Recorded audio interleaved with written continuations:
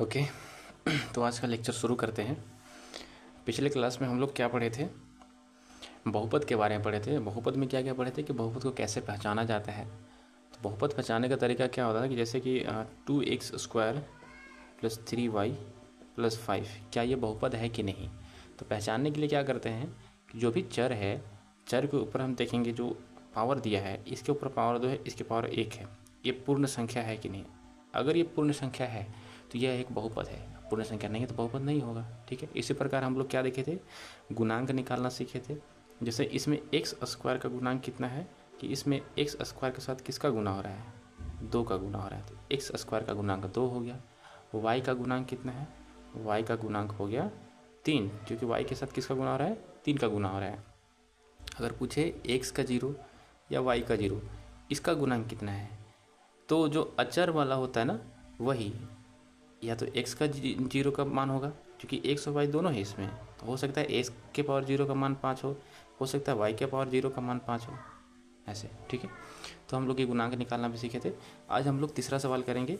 इसमें क्या बोल रहे हैं, आप लोग बुक निकाल के साथ में रखिएगा ना, ताकि क्वेश्चन हमको लिखना कम पड़े, नहीं तो वीडियो ज़्यादा लंबी हो जाती है। ठीक है। देखिए तीसरा नंबर सवाल से करते हैं। 35 घात के द्विपद और 100 घात के एक पद, 35 घात के द्विपद और 100 घात के एक पद का एक उदाहरण देना है। क्या है, 35 घात का द्विपद। ठीक है, पहले इसी को बना लेते हैं। एक ऐसा द्विपदीय बहुपद लिखना है, 2 पद, यानी कि एक यहाँ होगा एक यहाँ होगा, हो सकता है यहाँ प्लस हो या माइनस हो, लेकिन 2 पदों वाला होगा। 35 घात का द्विपद बनाना है तो घात किस पे लिखाएगा, किसी भी चर पे ही लिखाएगा। अब इसका घात कितना बना देना है, 35 बना देना है, 35 बना देना है। ठीक है, घात 35 हो गया। अब यहाँ पे कोई भी संख्या लिख दीजिए, चर लिख दीजिए, अचर लीजिए, कोई दिक्कत नहीं है। हम यहाँ पे 2 लिख देते हैं, कोई दिक्कत नहीं है।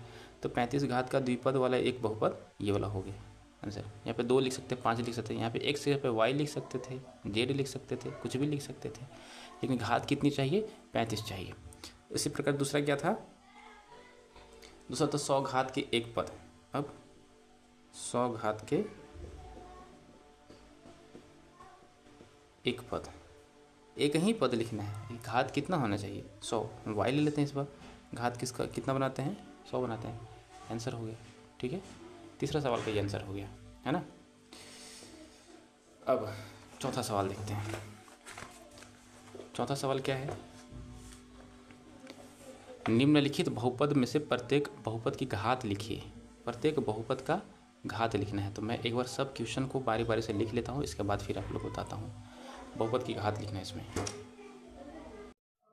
ठीक है, तो ये 4 नंबर का ये 4 सवाल है। इसमें क्या लिखना है हमको, बहुपद की घात की संख्या। तो लिखेंगे इसमें, हम हल में लिखेंगे, सॉल्व में यहाँ पे लिखेंगे बहुपद की घात, बहुपद की घात। क्या बताए थे कि घात की संख्या कैसे निकालते हैं, चेक करेंगे कि इस बहुपद में सबसे बड़ी घात कौन सी है। इसमें x के पावर 3 यहाँ है, x के पावर 2 यहाँ है, x के पावर 1 यहाँ है, तो सबसे बड़ी घात कौन सी है, 3 है। तो इस बहुपद की घात कितना हो जाएगा, 3 हो जाएगा।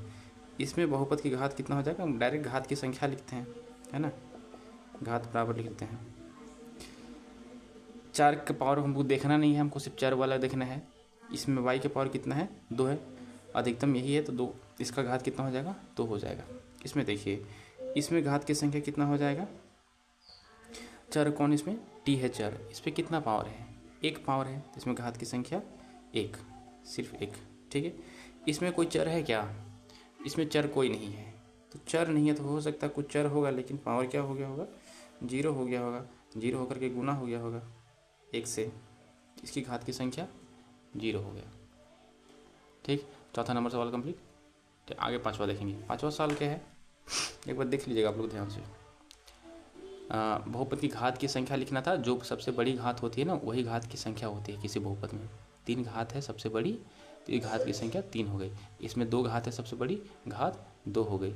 इसमें घात 1 है, यहाँ पे t के पावर कुछ नहीं तो 1 है, तो इसका घात कितना हो गया, 1। यहाँ पे कुछ नहीं है, कोई चर दिख रहा है क्या, x y z कुछ भी दिख रहा है, नहीं दिख रहा है, तो 0 लिख देंगे।